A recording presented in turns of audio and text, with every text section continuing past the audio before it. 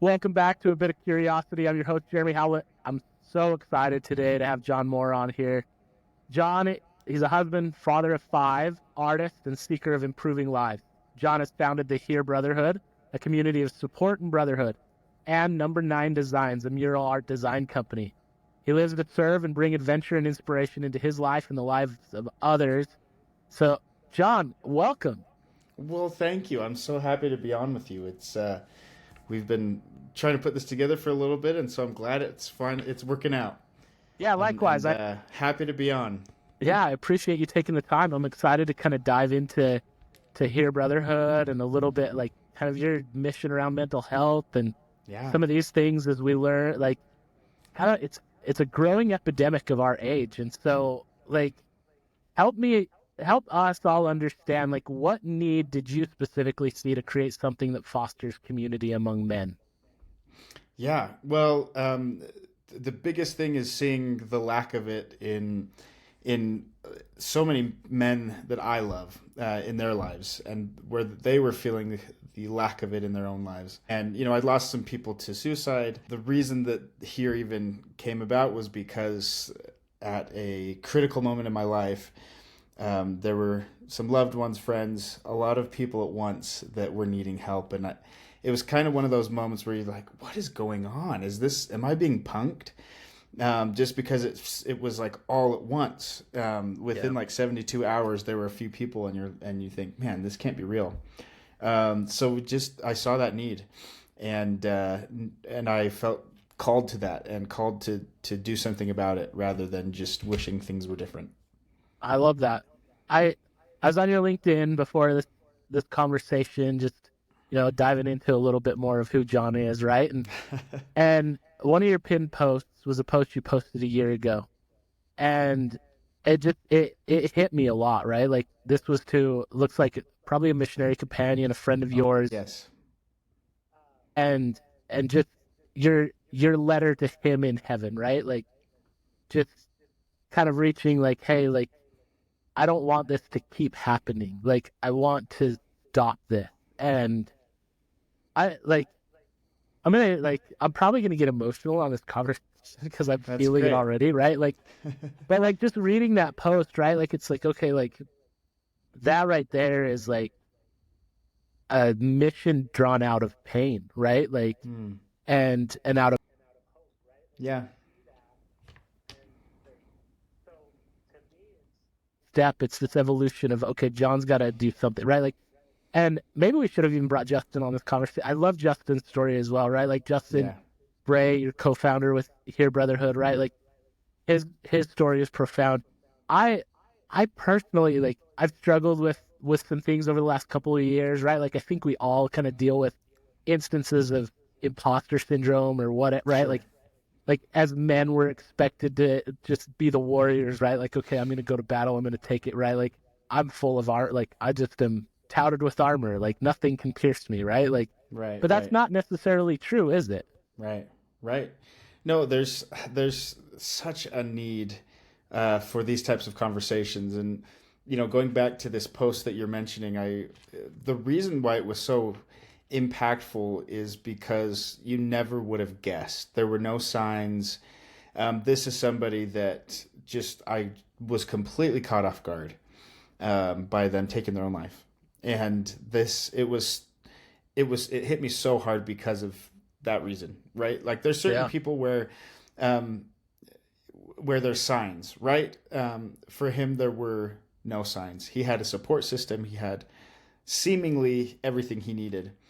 But I actually remember I've been thinking about this lately for some reason. But at the funeral, I remember somebody getting up and saying that he was just so overwhelmed by how many people were hurting, and for some reason uh, that struck me, and I still remember that to this day, and I don't know why, but I just keep thinking about it. Of he just felt. I mean, what that translates to is a lack of hope, right?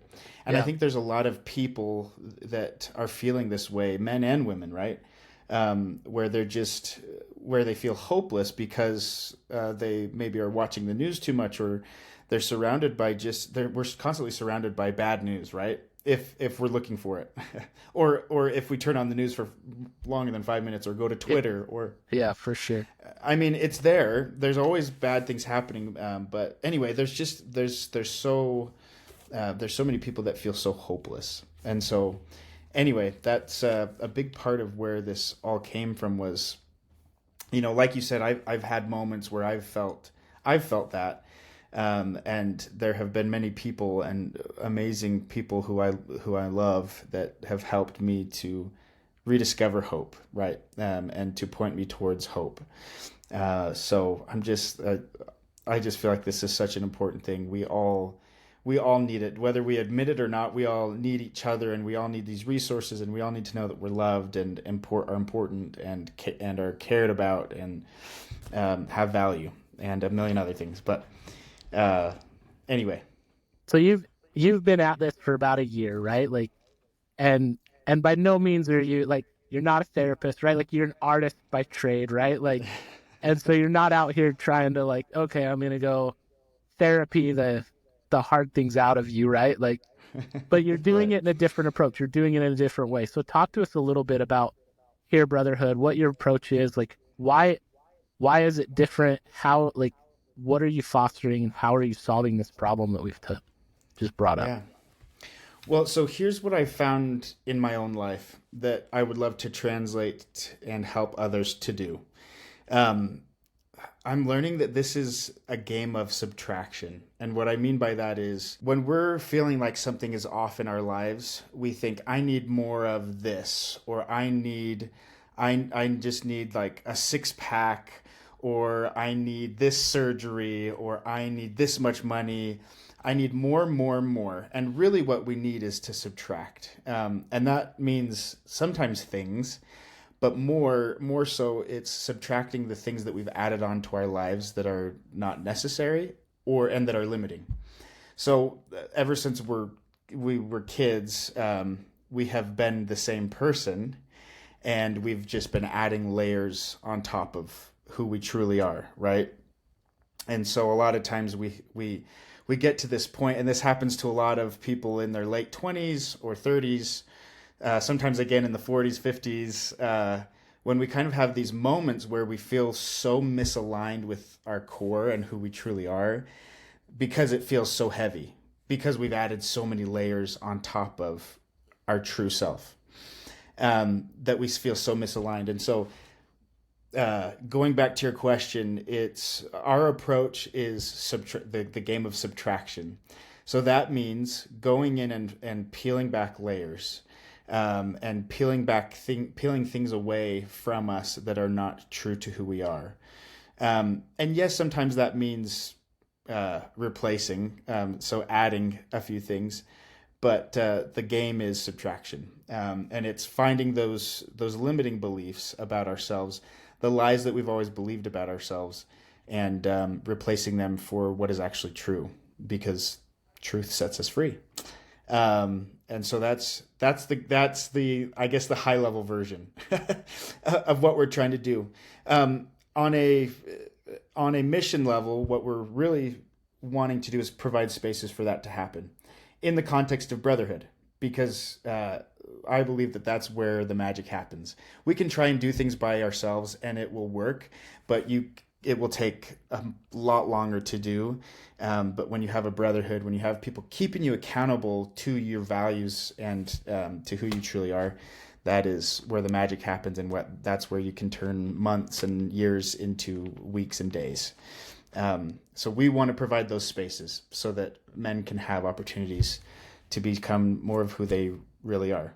Not becoming a better version, but becoming more of who they really are, or I love returning that. to I who they love are. that concept, right? Like you're not looking to change individuals, you're looking to help individuals get back to the core of who they are, right? Like Yeah. what's really at the center, where is that person that's gotten buried over the years with Yeah. all the other stuff, right? Like Yeah. whether it's trying to please this person or act a certain way out of fear or just however we've evolved, right, as ourselves, covering up who we truly are at the center. I think that's such a powerful concept to think about. As So as you've explored that, as you've gone through this, what are some of the challenges that you see, and how do you overcome those challenges of individuals that have a hard time like shedding off the armor, shedding off the layers, getting like eliminating the things that are too much? Yeah. I think my first thought is this, that people a lot of times believe change. They will be everybody else's cheerleader, and they believe change is possible for everybody else. But applying it to ourselves is really hard. And so that's a big challenge of I was just talking to somebody yesterday who I had this overwhelm of compassion for them, and I got emotional because I could see who they truly are and they could not see it, which is frustrating for both of us. Because it's like we're both looking at completely different people, but they're so sometimes we're so yeah, we just have so many layers that we just can't see the truth anymore. And so that's been one of the hardest things, is getting, for me specifically, is believing when people say the truth, that I can add value to somebody's life, or that I am worthy. This was a limiting belief that I in the past that I have had to change and had to overcome, for the truth, which is that I am worthy of taking up space in other people's lives, and I have value for people, rather than me always saying, "Oh, I'm so sorry that I am talking too long." That's like something that I've all done for so long, is I'm so sorry that was so long-winded. I'm so sorry, all these things. And I had a coach that really helped me to get through that belief, which is that, and that doesn't mean I can't work on being more concise in certain situations. It doesn't mean that, but it does mean that I am worthy of taking up other people's time, because I am valuable. And that, even just saying that now was like, oh, is that true? Oh, I feel cocky, or I feel like, how could I say that about myself?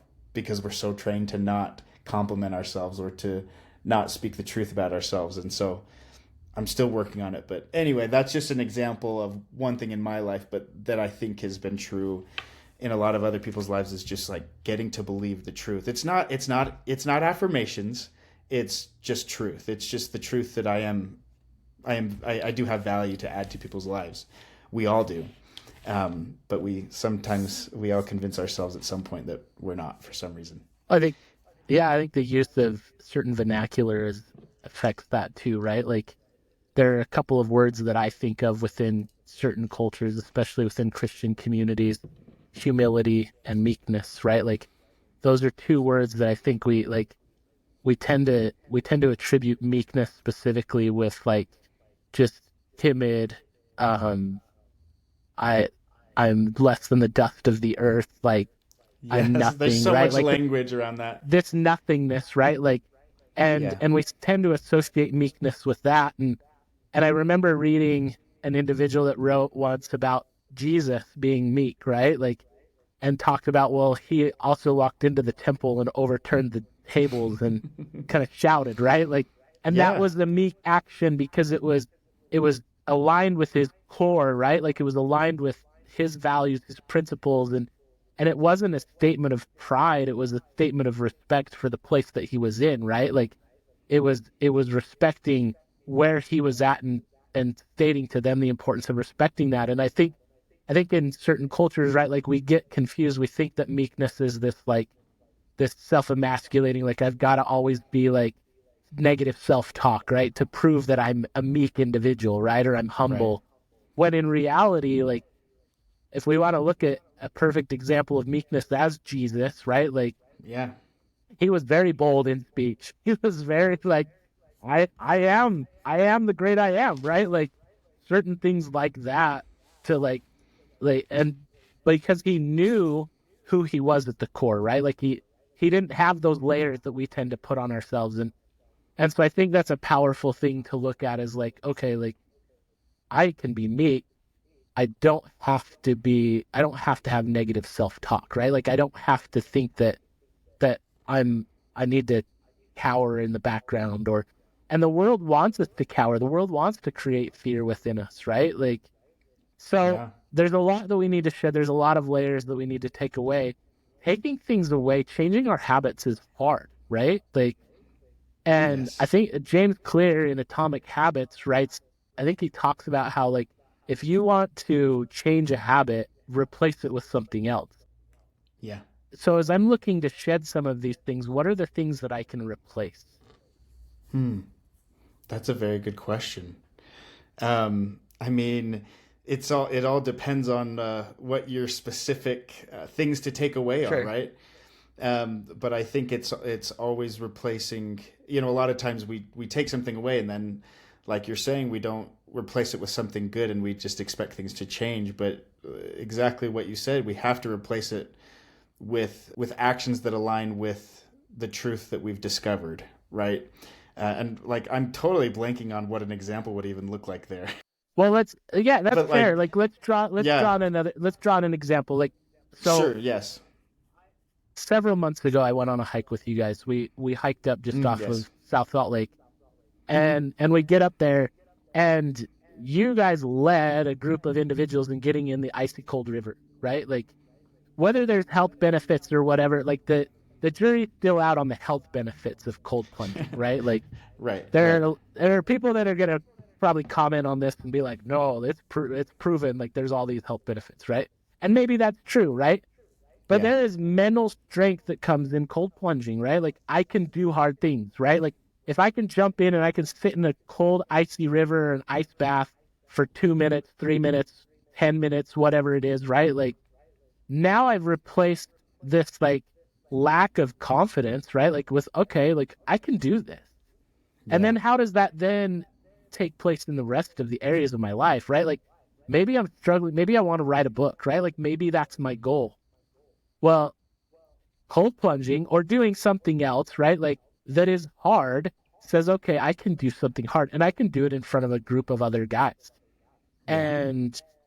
And I think there's something to that, right? Like, you're Oh learning yeah, through these activities, through these events, right? Like, you guys host a number of events, and whether they're just little hikes or you guys are taking on retreats. Like, I think you just posted on your LinkedIn that you're going to have a group come up to your house in Heber, right? Tell us a little bit about that, kind of what your objective is and how that helps kind of shed the armor and replace it with other good things. yeah. So I'm. This is something I've never done before. But I want to try. I'm trying these one-on-one intensives, maybe one on two, one on three, and I don't like to say it's like a coaching thing, because there's so much baggage around that term, um, about around coaches, right? And I use them and I believe in them, but it is hard for some people to approach a coach, right? And I used to be They one of didn't them. have John Wooden as their basketball coach. They had Rick Majerus, Exactly. right? Like, That's exactly right. That is exactly right. And so I'm calling it a transformation guide. And I know it's probably cheesy to like try and change it up, but I that feels better for me because I'm not like a coach on the sidelines that's like a master at this sport, right? What I am is what I do have is experiences, and I am trained in certain things. And so what I would love to do is guide people to find the answers that they already know. Because of all the layers, our minds can get so can go they're just going a million different directions at once, and so we need guides and we need mentors. And so what I hope to do with these one-on-one intensives are I'm going to fly somebody out, or if they're in Utah, I'm going to have them come and spend a day with me or two. And I I want it to just be exactly what I said. It's an intensive. I'm calling it the self restoration intensive because it's not about becoming the best version of yourself. It's not about getting to the next level. It is restoring to what is already true about who we are. Like I said, but the intensive is we're doing activities. We're getting our mind active, our bodies active, our spirits active, our emotional well-beings all activated, so that we can do full justice to approaching memories, approaching moments of just big moments in their lives, because they're going to need that in order to not just reframe certain things, but to rewire their brain, so that they can arrive at truth. So it's going to be a customized experience, right? So we're going to work out together. We're going to do some contrast therapy. I want to take them to the river and then take them to the sauna, or a steam room, like just have that type of contrast therapy. Yeah. We do something at our retreats called the Transformation Lab, where there's some role play, role reversal. There's some there's certain techniques that are used, that are more experiential. And I've been trained in experiential therapy, so I'm not a therapist, but I have been trained in some of those techniques, because it works better for a lot of people rather than talk therapy. Talk therapy works great for a lot of people. For some people, it doesn't quite do it for them. Sure. So I use a lot of different techniques in order to help guide them to where they know the truth is. Because if I'm trying to push anything on them, it just doesn't work. It just doesn't work as well. And so my job is to facilitate, and my job is to help them arrive at the truth. My job is to ask questions.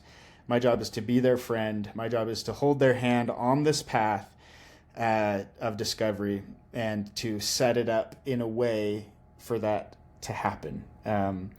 So I'm really excited about it.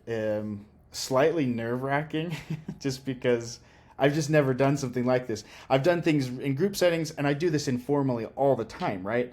Just on phone calls or with friends or family. But doing it in a formal setting is I'm a little nervous, but it's good nerves. I'm really excited about it. So part of that, though, is, like you said, helping them to discover what they would like to add to their lives in order to get to where they are, whether that's habits, whether that's accountability through their spouse, their partner, their a coach, whatever that needs to be. Just adding the basic needs and the priorities that they have for their lives, because all of us are constantly bombarded with a million priorities, when in reality the only ones that really matter are our connections, right? Our connections and our responsibilities to our family, like providing and presiding, and like the very core things, but we add so much on. So yeah, it's getting to those places where they can self-restore, and I'm just so excited for this. Well, I love your vulnerability in this, right? Like, you're nervous, right? Like, it was probably hard to hit post when, like, Man, on that LinkedIn post, right? Like, it's like, okay, I typed it up. Do I really want to click this button, right? Like, now I'm committed, I wrote right? this. Like, I wrote this post 2 months ago, I think, 2 or 3 months ago. So it's funny you say that, because I've just been sitting on it, because I felt very inspired to do that for a while. Finally wrote the post and then sat on it. And then 2 nights ago, I had a really good day, or 3 nights ago, whatever. And a really good day, like just feeling in a powerful state, like flow, just completely all good vibrations, right? And as I was going to bed, it was either after my prayer, as I was just like falling asleep, I thought I need to go schedule this for tomorrow morning, because in the morning I will have talked myself out of it, either in the night or in the morning. And so I went and I scheduled the post, and I woke up and I'm like, because first we just always worry about, or at least me, I worry about, what are people going to think about this? I don't want people to think, oh, I think I'm such a big deal that you should fly to come be with me. Like, I worry about those kinds of things, and I worry about people questioning my intentions, because it's happened before, and I'm like, nope, I swear, I really just want to help people out. That's it. There's no like sales pitch at the end of it. But so anyway, it was good to get past all that and post, and it's been beautiful to see how many people have approached me because of it, just because I had courage for a second. Yeah, no, that's awesome, right? Like, but to build on that vulnerability, right? Like you're showing your own vulnerability here, right? Like, and I think it's really hard for us as men to be vulnerable, right? Like Yeah. we don't like vulnerability, like whether it's cultural or just in us, right? Like inherent in us, what it like natural man, what it right, whatever it is, Right. Right. we don't like vulnerability. We lean into our fears a little too much, right? Like my friend and coach talks about like living inside the box, and that's like this Yeah. fear that just keeps us in this box, and we need to break out of the box. And like I I started a successful running shoe company that's a global shoe company. Like it's all over the world. It's a top 10 in the US, right? Like as far as running shoe brands goes, right? Like I've Man, done I this. I just saw that. Sorry, I just saw that you co-founded Ultra. I'm like, what the heck? It's insane. I almost bought some shoes a few months ago, and then I didn't end up going with any, and I need to go back and get my running shoes. But anyway, sorry, I Well, interrupted you. no, you're all right. I That's all love right. I love Ultras though. I do. So yeah, that's great. But like, but I still, right? Like 15 years ago, I did this, but like, I still struggle with imposter syndrome, right? Like, I struggle with Mm. like, okay, like, am I really good enough, right? Like, am I like, and it's really hard for me to come on and say, right? Like, okay, Right. Right. I do have control over this, whether I decide to post this or not. Of course, I'm going to post this, but like, but there's this feeling of vulnerability, right? Like, okay, am I really good enough, right? And for a long time, it was kind of hard for me to talk about. Like after I left Ultra, I had kind of this period where it's like I don't want to talk about Ultra. I look at like, okay, I started this company, right? But then like I've had some other failures since then, right? Like, and I've gone on to do some other things, and I've been let go from certain positions, or they've closed certain departments that have affected me, and that just really like, again, it starts to put this like negative things on, right? And it's like, okay, like I don't I don't want to work with a therapist. I don't want to work with a coach. I can handle this, right? Like I'm tough, I'm strong, right? Like I Right. can do this. Right. I don't need a friend to go open up and cry on his shoulder. Like I got this. I'm a man. I am the breadwinner. I am the guy, right? Like, and I think there's like Yeah. whether it's machoism or whatever it is, right? Like and I'm learning a lot lately that no, you don't like we don't need to do that, right? Like we need to let go, right? Like we need to release these things. Like Yeah. I've been working with Spencer Taggart as my coach, and it was the first time Oh, okay, I'm cool. gonna bring a coach into my life, right? Like, and it's really hard because we're getting real, right? Like we're digging down deep, like what's at the core, right? Like it's trying to shed off all of this stuff, like what's my purpose? Like Man, Spencer Taggart, good guy. Just have to say that. yeah, I no, don't. He probably wouldn't know who I am, but I sure know who he is. well, I saw your post about Richie Norton, right? Like Oh yeah, they're. those I two think they're individuals. pretty Like good friends. Spence, I've known for a long time, but like I always have followed him, and I love hearing what Spence has to say. And so finally, I was like, dude, you got to coach me. Like I got to get over these hurdles, right? Like, and I think like, Yeah. and it's looking at like, okay, how do I overcome these hurdles? How do I break free of just kind of the box, right? The things that confine me. And so I think like looking at intensives, looking at okay, getting around a group of individuals that can strengthen me, can inspire me, right? Like, but talk to like to those that are like, okay, like I don't really want to talk about my feelings. I'm not an emotional guy. I'm not lovey-dovey. Like I don't like how like why me? Like what like because I think so much like we fall into the stigma, right? And then it doesn't get talked about, and then it builds and it builds, and then it escalates to the point where it's like, okay, I'm not even worth living, and now you're not, right? Like, and unfortunately, we Right. lose individuals. Like, Yeah. so how, like thinking about like the reason why you started this, right? Like the loss of a few friends within 3 days, like 72. That's hard, right? Like I've personally, I've only known one person that took it that I'm aware of, right? That took their life. Right. And like after the event, like after I heard about it, it was like I hadn't been in contact with this person for 5 years, probably at least. Yeah. But like I Yeah. always like we've gone and done hikes and runs and stuff together in the past. We worked together and but it was really hard, like because then it was like, oh, did I just not reach out enough? Like I Right. started feeling We this little bit all of do burden, that. right? Like could I have just texted him more? And, and there is a lot of power in just reaching out to somebody and sending a text, right? But like for Yeah. those that are just like, it's not me, or I'm not going to get into it. Like, how do you help people overcome that? Yeah. The number one thing is, well, as far as helping others, is by doing it ourselves. I talk about this with leaders of companies, that if you want your people to be actually vulnerable and be human beings, it has to start with you, or else they're not going to do it because they're too worried about losing their job, because they're unstable, or so it starts with us, because it's just a big chain effect.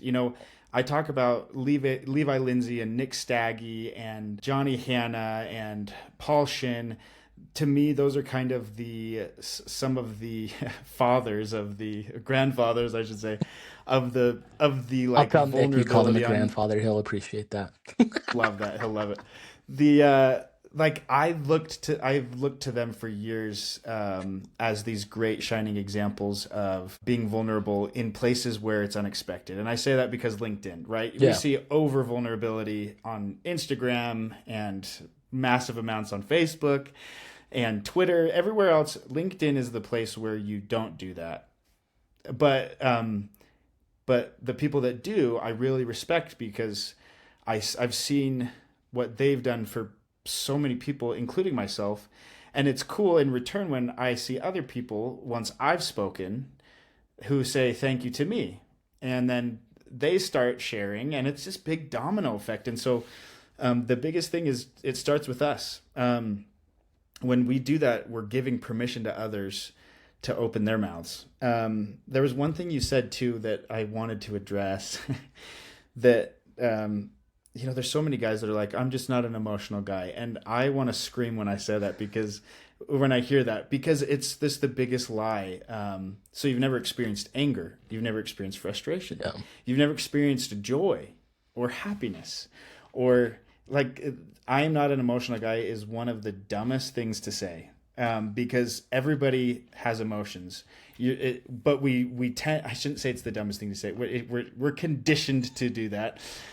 So the person is not dumb. It is a dumb thing to say, I started on that note, because right? it's Like, not true, right? It's yeah. not true.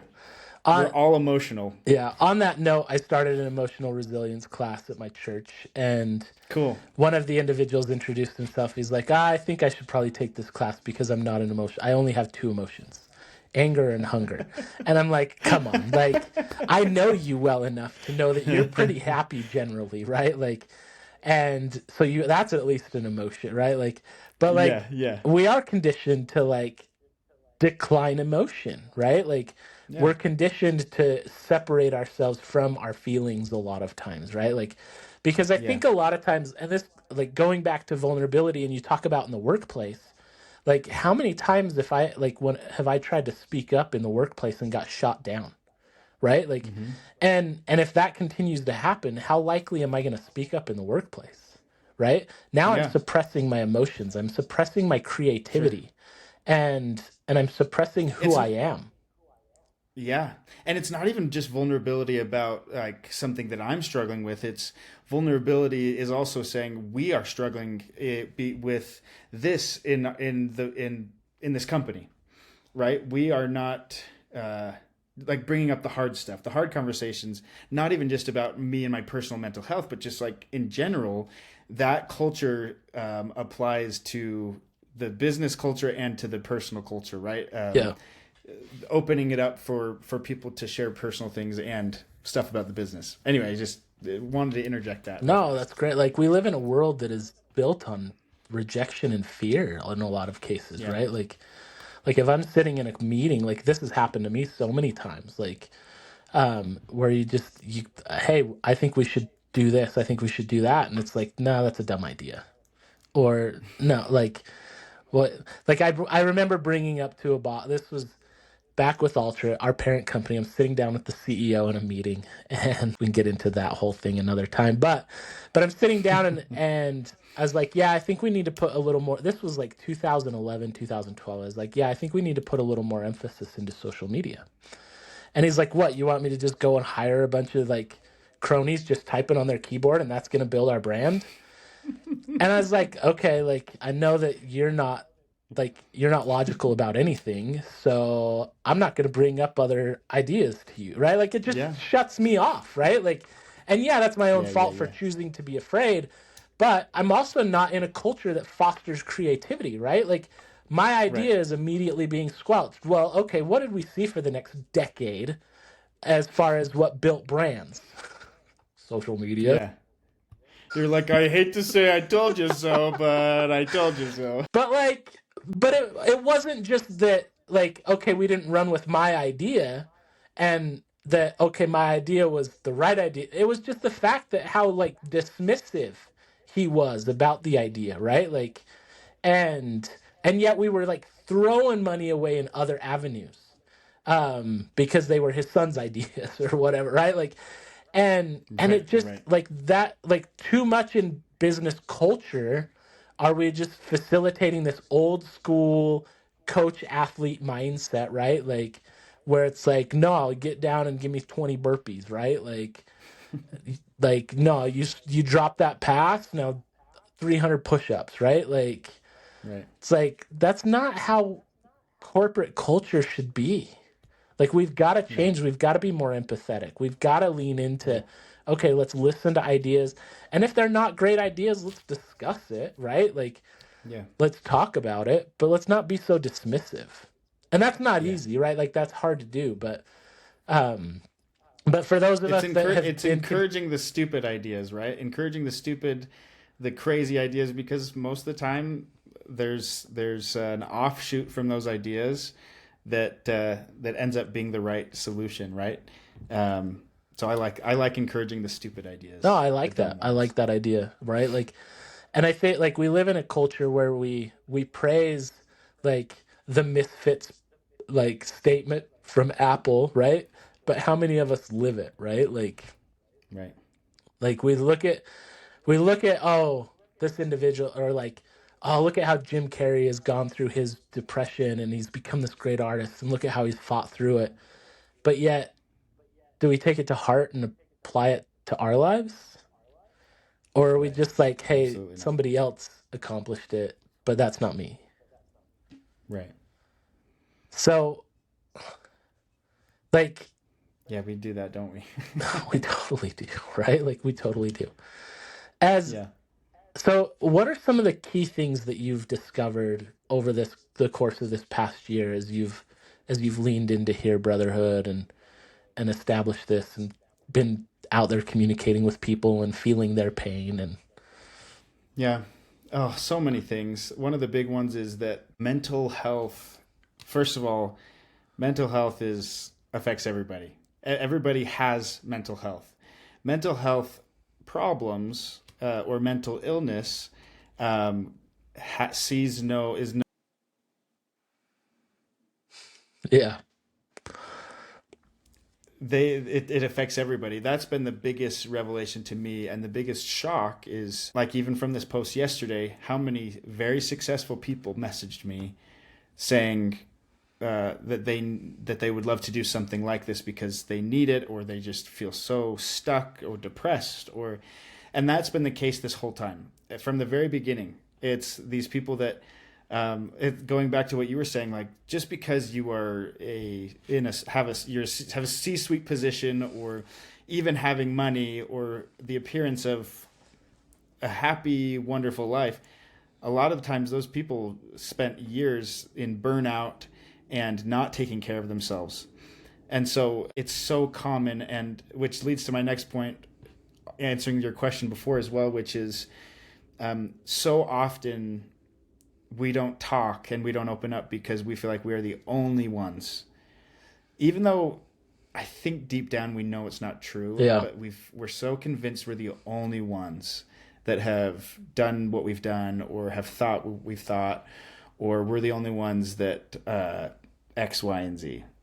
And every time I open my mouth about something that I have felt once felt alone about, a hundred people say, "Oh my gosh, me too," or "Wow, we are the same person." And it's just like we focus so much on how different we how different we all are, and but the more we talk, the more we realize that we're all so much more similar. Yes, very unique, very special, very different in our minds and our hearts, but there's so much overlap, and there's so much that we can help each other with. Other things, I mean, that's really the biggest revelation for me has just been how important it is to understand that.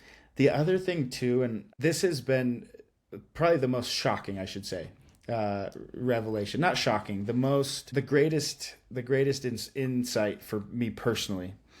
I'm a deeply spiritual person, and for a while I was chasing things to solve my problems, and I see so many people doing the same things that are, and what I've realized is that they're band-aids, right? And band-aids are not bad.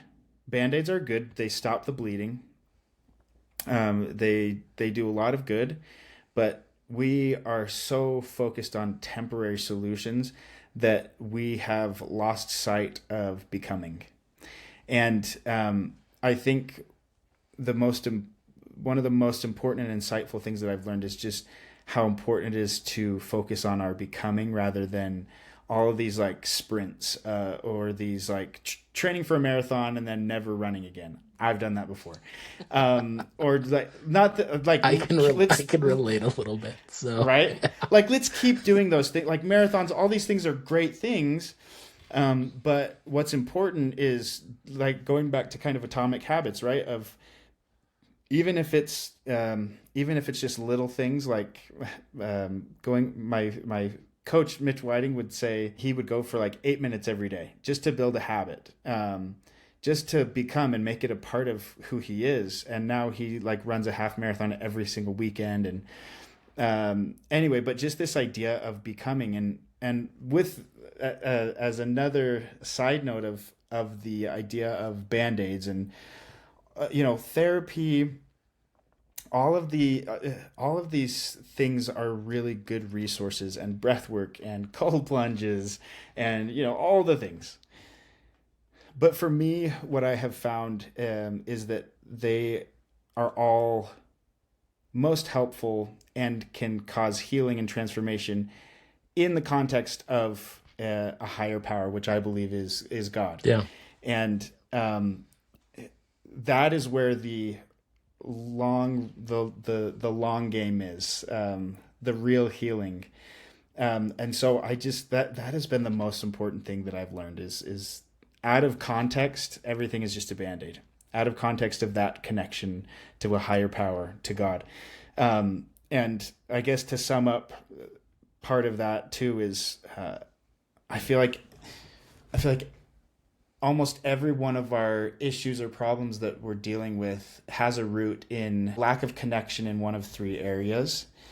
And that is connection up to a higher power, to God, connection inward to myself, and then connection outward to others. Whether that's connecting through service, connecting with our spouse, whatever that looks like, it's when something feels off in our lives, it's a lack of connection in one of those areas, or all three of them. So that was like 7 answers kind of jumbled together in one. But man, I feel like I've been drinking from a fire hose for a year and a half during this whole process, and just meeting so many incredible people, like Clay Olson, and just so many incredible people, Curtis Morley, who talks about counterfeit emotions, and just these people who just have been doing the work for years and years and years, and who are just masters at what they do. And so, yeah, I just feel like I've been drinking from a fire. no, I was trying to apply it myself, but it's hard.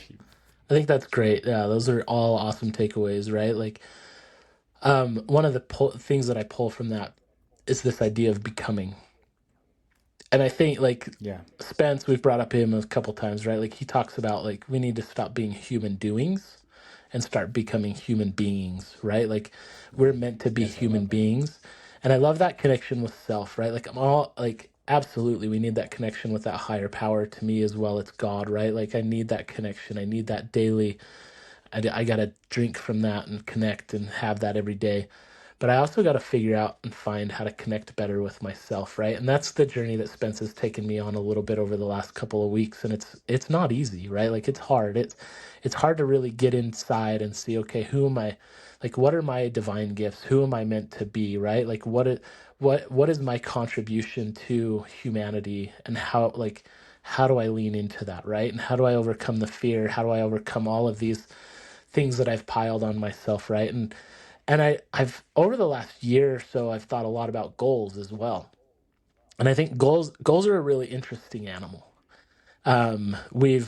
We've popularized the framework of SMART goals, and I think somewhat to our detriment, right? Like I I think okay, some things can certainly be SMART goals, but you talk about okay, if I train for a marathon, okay, I've completed the marathon, great, checked it off my list, I'm done, right? Like, don't need to I do met that my again. goal. And I reached my goal. Hey, it was smart. It was measurable. It was attainable. It was simple, right? Like it was all of those things. It was time based. I knew which marathon I was going to run, right? Like I did it. I trained for it. I did it. But you know what? Now that I've run that marathon, I haven't run in it's been 6 months, right? Like Right, right. I because I completed it. Like I did it. Like but at the end of Yeah. the day, I wasn't becoming a marathoner or I wasn't becoming a runner.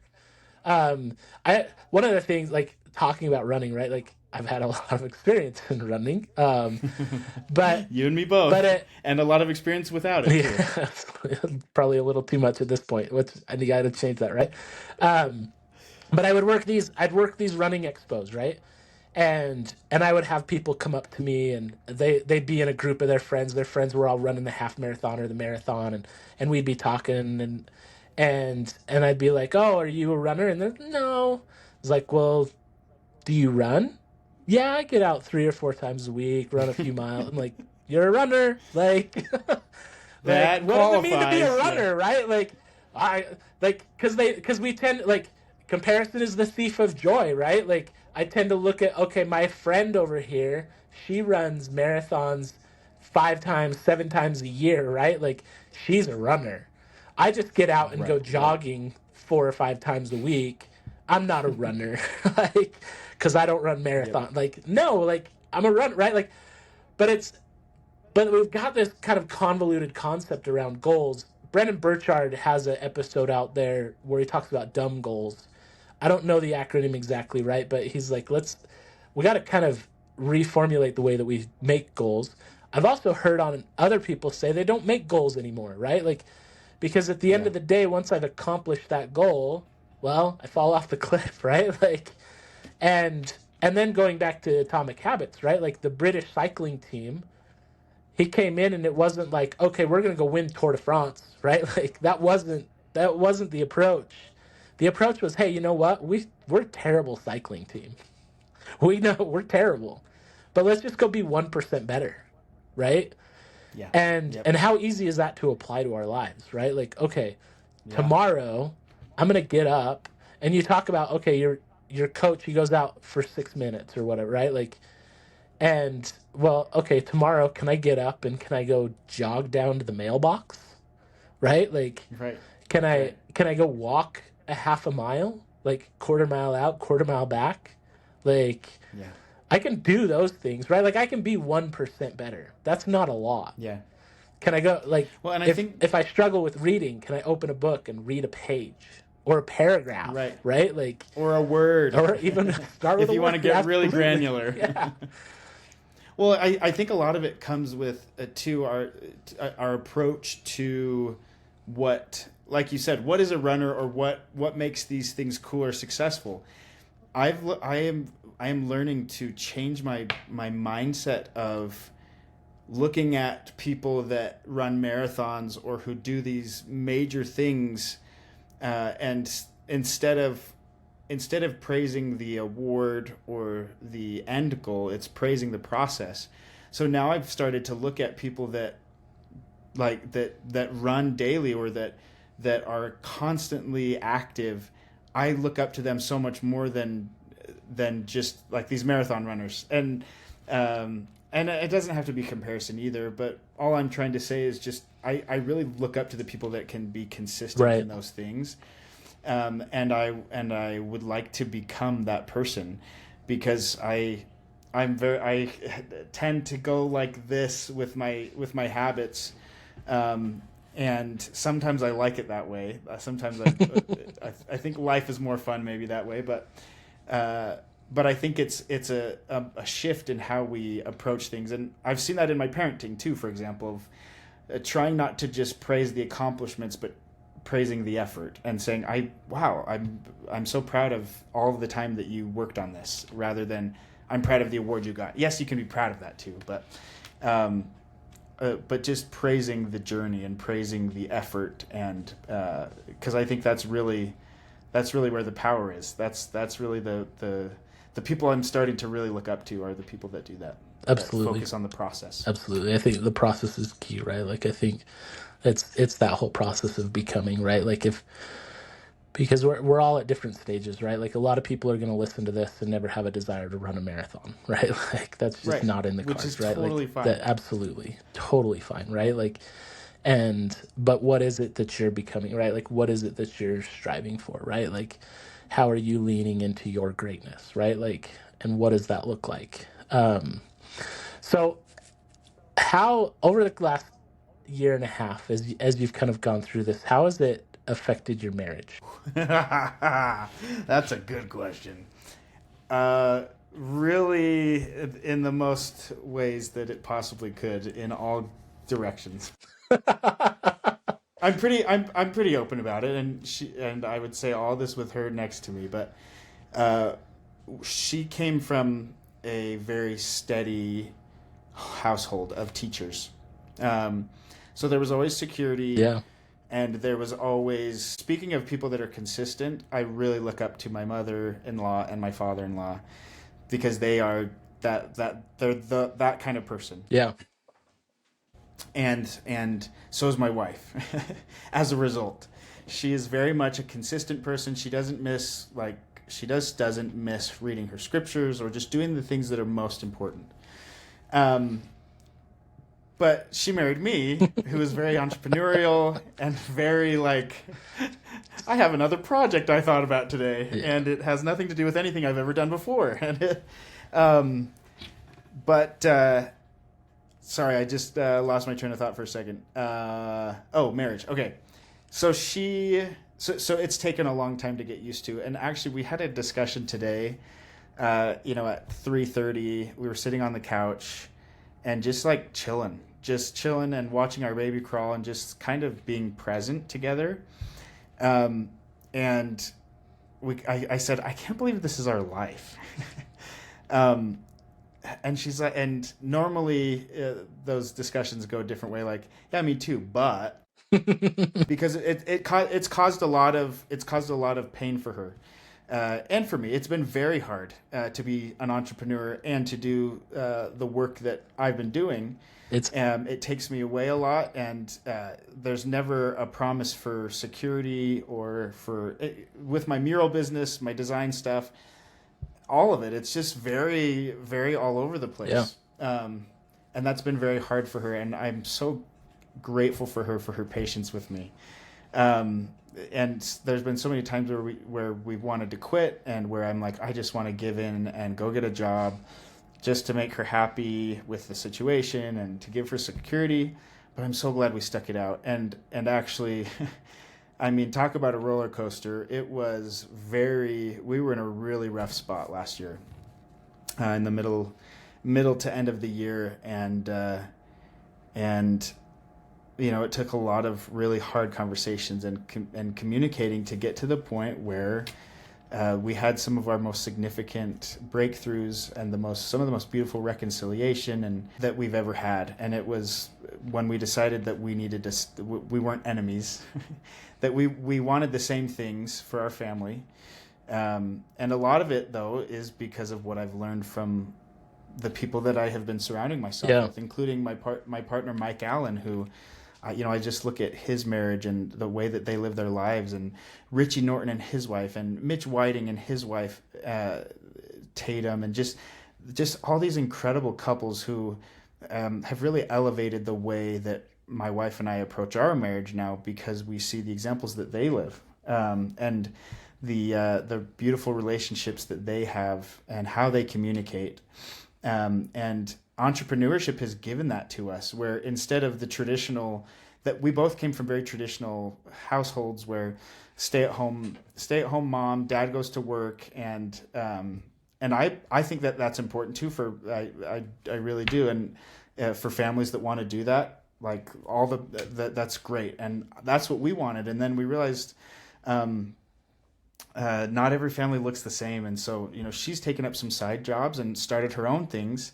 After not loving entrepreneurship, now she has two businesses of her own. and so it's been such a fascinating journey, but entrepreneurship has allowed my marriage to be stronger than it ever has after almost hitting rock bottom. I wouldn't say we hit rock bottom, but we were pretty close. We could see the rocks. And so my marriage has been, I am so grateful to my wife. She's an amazing, amazing woman and human being who just takes on a lot more than I do. And I hope that this is all worth it to her someday. And some days it is. Some days like today, she's like, days like today, yes, I agree. This has been amazing. And when you let me have a nap in the middle of the day, and take the baby, then those are moments where she's grateful. No, it's amazing how resilient our wives can be, right? Like supporting us in our crazy ventures, right? What we go do. I love a couple of things to pull out from there, right? Like I love how you looked at examples of others that were like high performers, I guess is like, but they had quality, strong marriages, and you were able to look to them and say, okay, like that's what we want, and you were able to have those conversations together. The other thing is like having those hard conversations, right? Like sometimes in marriage, it's really hard to have hard conversations, right? Like we just want it to be happy all the time. It's just, okay, we're just going to be in the honeymoon phase all the time. It's affection. It's like, it's this, that, and the other, right? Like, but do we really have to face the hard conversations? And the thing about marriage is absolutely you do, right?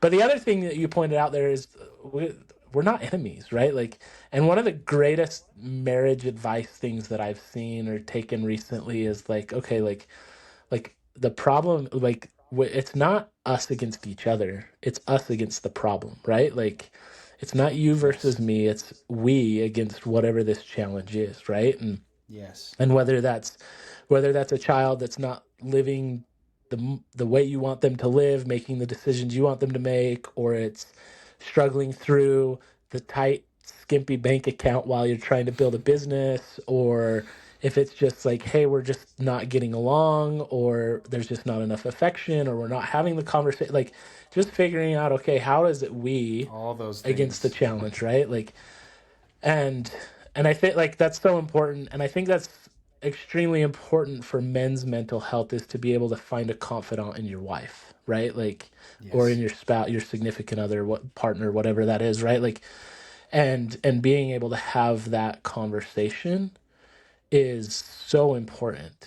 And it really is. Like, don't make your spouse or your significant other your therapist by any means, right? Like, they're not to be your therapist, but they need to be. But you need to have emotional connection. You need to have them as your confidant, right? Like, and that's something that my wife and I have been learning, both in struggles and in successes over the last little bit. And it's not easy, right? Like it's hard. We're different people, right? Like, and we're trying to come together and be united and do that. Well, and it's so much about respecting like you said, respecting where the other is, and not devalidating what their experience is. And I did plenty of that along this process, which is partially why we were in trouble. And just one quick story about that is, after a while of this entrepreneurial journey, and my wife, she reached out to, we had the suggestion to reach out to this couple, their next door neighbors growing up, who they're still next door neighbors. And so her parents live 5 minutes away. So we went over, and she set up a time to talk with them, because he's an entrepreneur, very successful entrepreneur. And one of the things that he said was just like a light switch for her, because she respects him like an uncle, like, just always present. And we had an amazing conversation. It was a very difficult conversation but very good. And he said, Kelly, you can't expect him to now I can't remember exactly what it was, but the idea of like, you can't expect him to go against who he is. Yeah. Meaning, like, I am an entrepreneur through and through. I have a really hard time, not because I'm prideful working for other people, but because I work at a different pace, and I have a different strategy of life than other people. And so the pace that I work at does not work well in corporate America. I can really. Yeah. And I think a lot of entrepreneurs do. Yeah.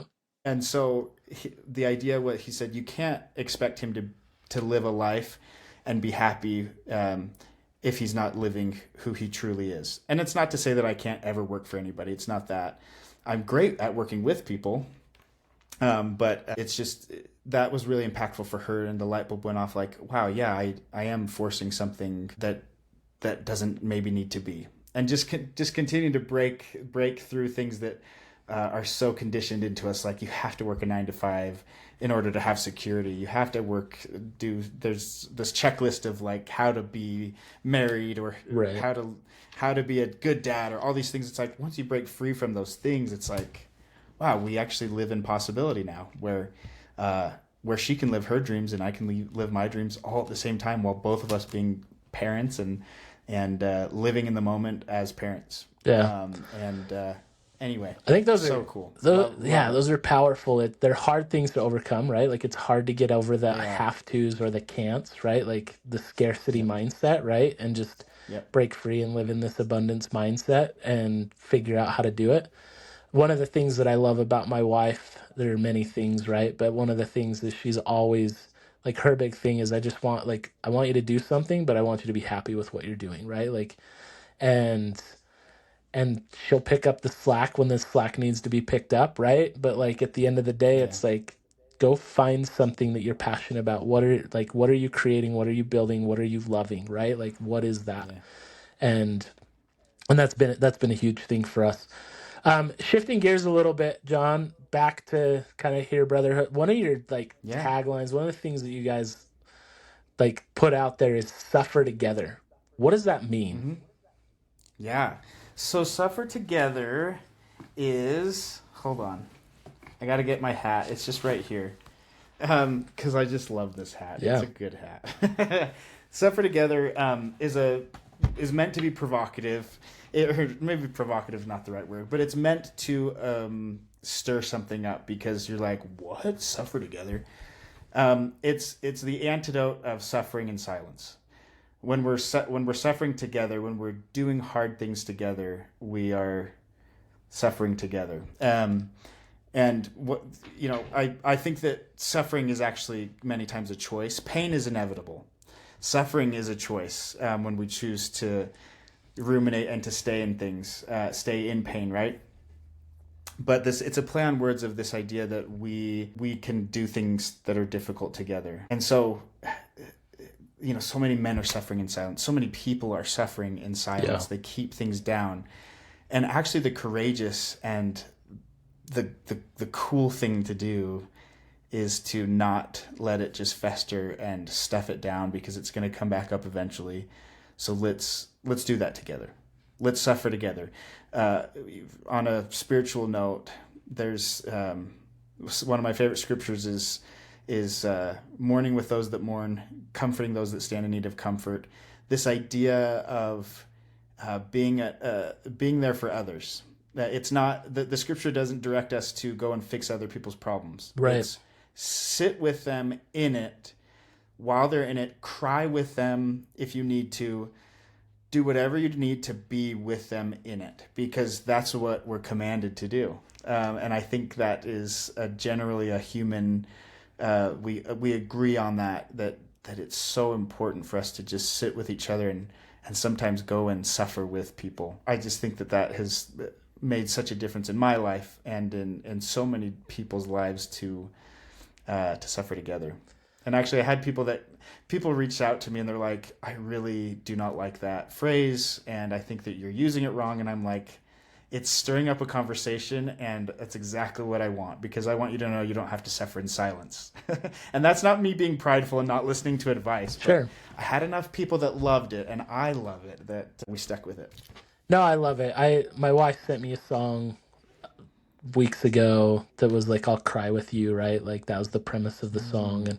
And I think there's such power, right? Like you bring in reference of that scripture, right? Like bearing one another's burdens, comforting those that stand in need of comfort, right? Like just being there to be to like and I love the aspect of bearing one another's burdens, because then okay, now I am coming and suffering with you, right? Like I am right there. I'm yoking myself with you, right? Like here we go. We're going to do this together. And to pull another scripture, right? Like Christ literally says that in the New Testament, that take my yoke upon you, right? His yoke is like, okay, he's by my side, right? Like here we go. And now it's easier because it's easy is what he says, right? Like, and because For him. he's there, right? Yeah. Like he's Yeah. taking that up, right? Like, and so I think there's a lot of power in that. I think like as we look at our society today, we we have this false sense of community. We have this false sense of connection because social media gives us that, right? Like I'm extremely intentional around people's birthdays. And it's one thing that I try to do, and I'm still trying to do better at it. Like I I will not. I'm like, I don't want people to post on my Facebook wall when it's my birthday. Like, because really, most of the time you click the button, right? Like, it's like, hey, so and so's birthday. And then there's an auto filled, right? Like, you click on it and there you go. I wished you happy birthday.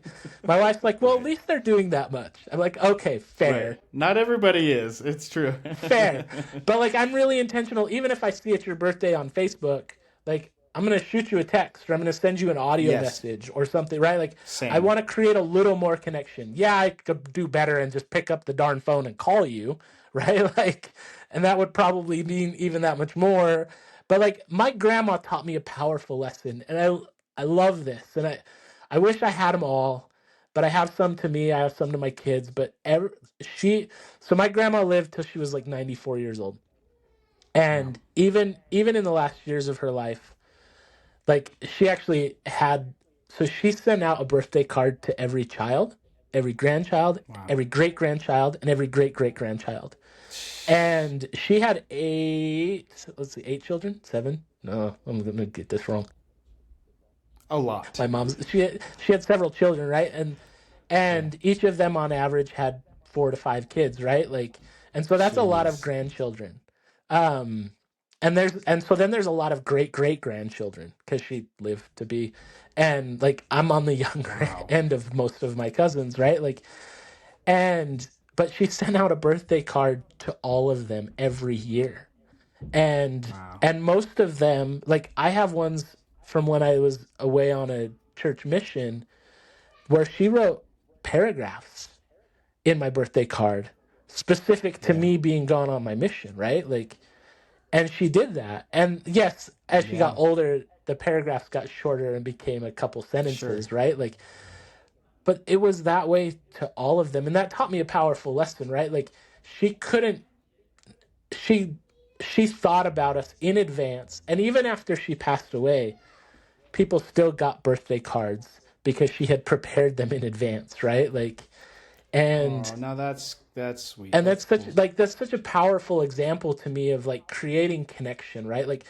was her family, right? Like it was her posterity. Like these people meant more to her than anything else, and Yeah. how much connection can we create when we go out of the way, and instead of just throwing something on social and saying, here you go, toss it to the dogs, right? Like, to create a personal connection, shoot a text, make a phone call, leave an audio message.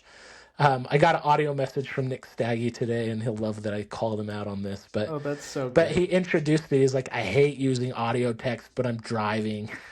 I was like, dude, I'll try and be responsible. I love audio text, right? Like, I think it's great. People get to hear your voice. That adds another element of connection.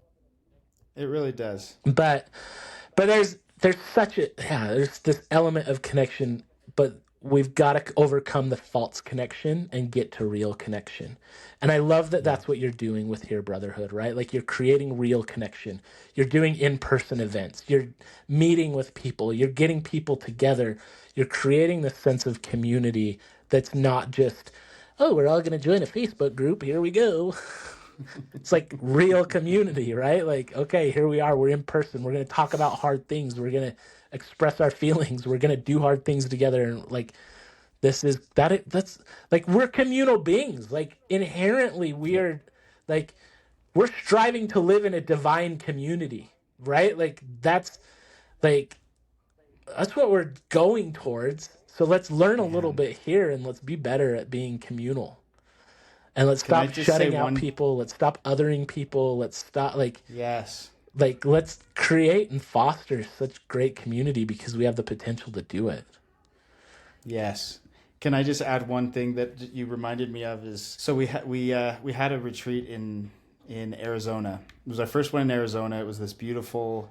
It's not what you'd expect. It was up in the mountains, so it was kind of chilly Yeah. in May, and it was evergreen and pines just in the forest at a camp. It felt like a summer camp vibes. It was Yeah. amazing. Um, but we were there, and by the end of it, after all that we'd experienced together, it's not just the vulnerability that's foundational, but it's the support that we all gave each other, and just the communal compassion and love that we felt for each other, and the human touch. That's so important, especially for men. And I'll fight every man to the death about that. I'll die on that hill. All those things put together, by the end of it, there were a few guys that said, "This is what Zion. I think this is what Zion is supposed to be," or "This is what I felt like I was in the kingdom of God this weekend." And it's not like we're overly Yeah. religious or spiritual on these. Yes, there's a lot of spirituality, but we're not like trying to force anybody into a religion or anything. Yeah. It's very, yes, we bring up God. Yes, that's a part of it, but.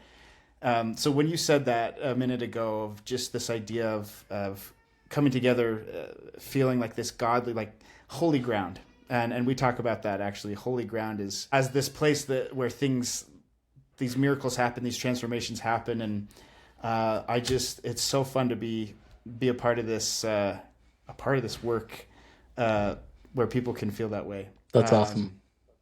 And we actually. I'm doing a plug now that I'm talking about it. Well, my next question was going to lead into, you got 2 events coming up. Tell us about them. Yes. Yeah, we've got, we have one coming up on the 17th. I don't know if this will be posted by then, but September 17th, we've been partnering with other men's communities, and we do something called Connect and Conquer. So we partnered with Mountain Ops, Trevor Farnes there, and then Sean Finnegan, Ben Checketts of Roan, and then Neuromastery. Oh my gosh. He's the one that is putting the whole thing on. He's a good friend, Brock Painter. I was totally losing myself for a second. That's all right. Anyway, so combining these communities, and one we're doing to do a breath work at Bronson Kaufusi, I think is Okay. I think it's his thing. So we're going to do breath work there, and a dinner, and I think he's going to speak to us. So that's on the 17th, and then we have a retreat coming up November 1st and 2nd. And 3rd near Zion's National Park, and we did this last year at the same location. It's glamping. It doesn't feel like you're glamping. It's like the nicest yurts you've ever been in, and there's like this beautiful waterfall pool and hot tub. Is this Anyway, at Ponderosa Ranch? Is that where you're at? No, it's called the Wildflower Oh, Resort. okay. All right. Sorry, I plugged Tony the wrong Nelson, if you resort know there. him. So Wildflower. That's okay. I'm I'm sure they're great too, but we're at the Wildflower. It's amazing. It is so cool. Anyway, so that we're doing that November 1st, 2nd, and 3rd. And I just, we've done a lot of shifting over the last year and a half. We have pivoted and pivoted and pivoted. And the thing that has been consistently powerful and making impact are these retreats and events. It's just, there's nothing that beats being in person, face to face, shoulder to shoulder, crying together, doing hard things together. It's insane. It's insane how impactful it is to be in person. That's awesome. So And then you guys got one more in Mexico shameless City, plugs. right? Yeah, that one we are doing in like February or March. And that's kind of a higher ticket retreat because it's co-hosted with Scott Porter, who owns Tacos San Diablo Churros, and he does these taco tours around Mexico City. It's a higher end executive taco tour. They look amazing, and we go to a luchador match like the professionals, and we get to train with the luchadors. We get to go to these sacred temples and sites and eat some of the best food in the world. Awesome. And it's a pretty high-end experience. So yeah, there's so many exciting things coming up, and we'll have smaller retreats every once in a while in Midway. So if anybody's listening is interested, they can reach out to me or my partner Mike Allen, and we can get you on one of the retreats. They're very, very impactful. I will say that with full confidence because it's always impactful for people. So anyway, there are my shameless plugs. Thank you everybody for listening to that. Awesome. No, those sound like great events. So I got to get myself registered for Zion for sure. So yes.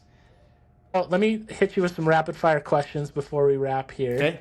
Okay. What would you consider as your greatest failure? Jeez, I haven't been asked that for a long time. Biggest failure. I won't say a specific, but loss of a friendship, of a dear friend.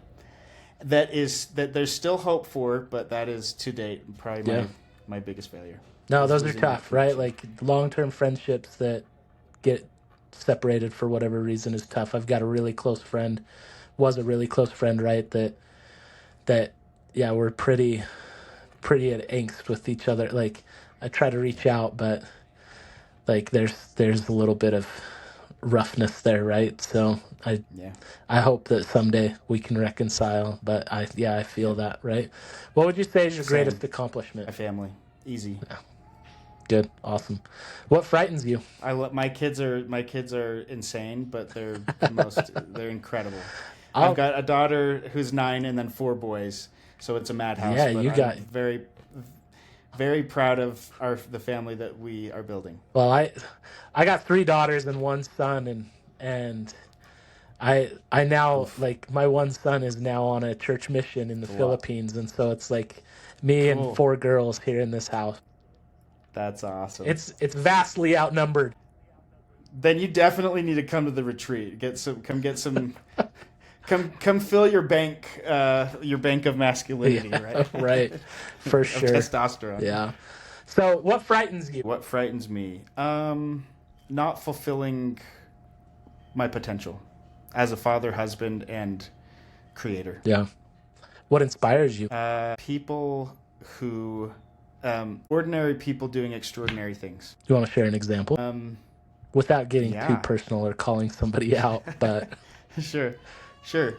I look at like this Utah community. I look at so many incredible people who are taking hard situations and hard deals and turning it into incredible things. And I think everybody is extraordinary, but really we're all ordinary and unique and special. But what makes us extraordinary is how we connect with others and who we become. Anyway, I'm floundering with this question. It was just such a good question. You've stumped me, I think. That's okay. It's all right if you can't recall something specific. I think in general, right? I have specifics, but now I'm like, wait, now they're gonna think I think they're just ordinary. Like, so now I can't say it out loud. Well, I consider each of us ordinary, but we've both done extraordinary things, right? Like I think, Yes. Yes. yeah, we just as we lean into things, right? Like then we become, right? Like it's this Yes. process of becoming that we've already talked about, right? Like leaning into our greatness, and we can achieve extraordinary things because I think inherently Yes. within us we have this power to create, we have this power to do great things. And so but it requires some work. It requires us to find, okay, what is my inner self, right? Like and how do I connect with that, and then lean into whatever that is that I'm feeling that pull towards. So Yes. awesome. What gives you hope for the future? Wow. These are such good questions. What gives me hope for the future? Well, God. I mean, that's in the times where I'm feeling hopeless. I'm like, well, I don't have to have it all figured out, and He will. So I, he's gonna figure it all out. He's gonna fix things, and He always does. I can say with confidence that it's God.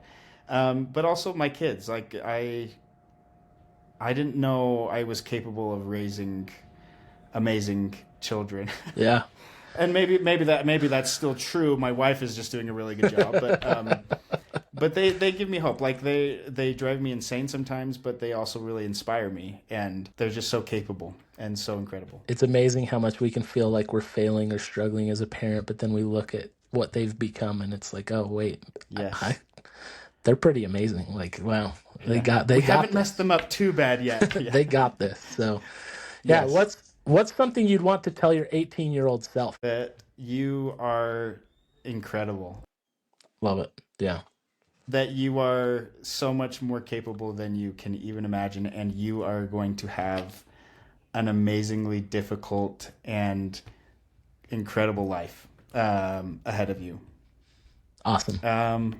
Can't think of very specific things right now. That's all I got for now. That's enough for me. Like I think that kind of advice for us to get as 18-year-olds means a lot, right? So Yeah. what You're book are you good reading enough. right now? I'll say that. Ooh, the oh my gosh, I'm blanking on it. It's Richie Norton's. He just gave me the book. Where does Anti-Time Yeah, Management? so good. Such a good book. Yeah, Yeah. so good. He's so inspiring to me. Always has been. Yeah. I told him he's my spirit animal. The way that he lives his life and just who he is, I'm like, that's my kind of guy. He's so Yeah. good. Yeah, no, that's awesome. It's a great book, like just breaking out of kind of our own shell of like, okay, I need everything organized. I need to manage my time, right? Like, no, like you just go live life, right? Like go be, right? Like go experience it, right? Like, and Yes. I love that. I love his approach. I love his approach to life, right? Yes. So, what book have you read in the past 12 to 18 months that you'd highly recommend to others? Ooh. This one, it just popped in my head. I was just talking about it the other day. I don't know if it's like the most incredible one I've read in the last 18 months, but it popped in my head. So, Creativity Inc. Okay. And we just Yeah, got yeah. back from Disneyland. It's the Pixar story. Yeah. It's the Pixar story. That one's And Catmull, right? Ed Catmull. Yeah. So inspiring. The way that he led, he's an incredible leader to me. And I identify with a lot of who he is because of his creativity and leadership skills and artistic abilities, and I just very very inspired by the way that he led people. Awesome. I think I And his audibled that one relationship several years with, ago, but I need to revisit. Yeah, it's long, but it's good. It's worth it. Yeah. Oh, am I losing? Awesome. You? Oh, there we Okay, go. what is your favorite place you've traveled in the past and why? It's hard to beat Argentina for me, being a missionary. I fell in love with the people, the food, the culture as a missionary. I also really loved. I lived in Albania for a few months with my wife and my 8-year-old daughter, she was a year and a half. We lived there and fell in love with that culture. I could live in Denmark. We visited there for a little bit. So many great places out there. Yes, there are. I love Hawaii. Hawaii is paradise for me. So specifically North Shore on Oahu. Okay. I just All right. I want to live there someday, even if it's just for a few months. But I'm torn I between love North it there. Shore and Kauai. Like Honolulu Bay I've never is been like to Kauai. magic. It's Yeah, yeah. It's heaven. It is beautiful, man. The Nepali coast, like it's just The rivers, like we went there in February, my wife and and I was like, hon, do we really have to fly home? Like, just fly our kids out here. Let's just stay. Like, it was Yes. amazing. She's like, won't you get Yes. like, won't you feel too confined? Because Kauai is small, right? Like, it's pretty. I'm like, I don't know if I do, it'll be months, and we'll experience it for that long at least. Let's go. Yeah. Yeah. But no, I love Hawaii. It's amazing. Like, I've only been to those two islands, but yeah, Yeah, I've never been beyond Oahu, so it's I can hey, only speak to that. But Oahu is beautiful, man. North Shore is oh, I awesome. love it. So, Yeah. but yeah, you gotta get to Kauai. You'll love it. Like, Yes. Oh, I'd love to. yeah. So, hey, awesome, John. It's been a pleasure, man. How can people keep up So with fun. you, follow you? Where are the best places to connect? Yeah. I'm on LinkedIn the most. That's where I spend my most online time. So John Moore, search for me there. Also hearbros.com,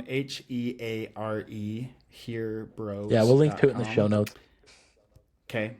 They can also, I have a podcast called the Heare Brotherhood podcast. Jeremy, we need to have you on sometime. Yeah, let's do it. Podcast. We're on Instagram as well.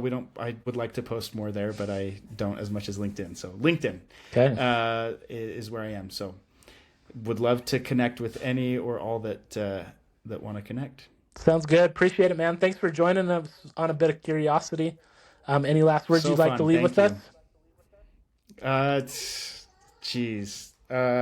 You got this. It's all about connection.